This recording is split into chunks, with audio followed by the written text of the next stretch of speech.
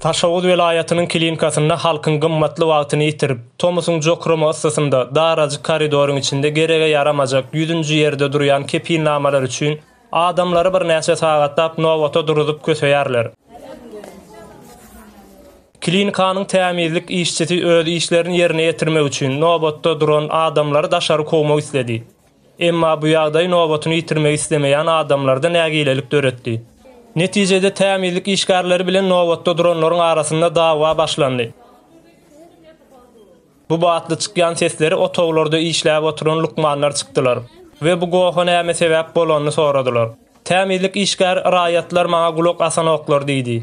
Ozalam ıssydan essi aýylyp duran halka raýatlar sözüni eşitmek hasym agyr geldi.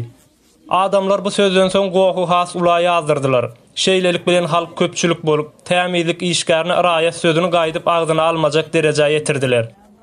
Raýat sözüni kemsedici söz hökmünde kabul eden halkyň durumuna şaýat bolan watandaşymyz bu dawany video ýazga geçirdi.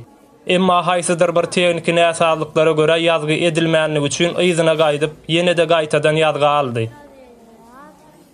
Türkmenistanda kemsedici dramalaryň häli şindi bolup durýanlygy hemmelere ma'lum.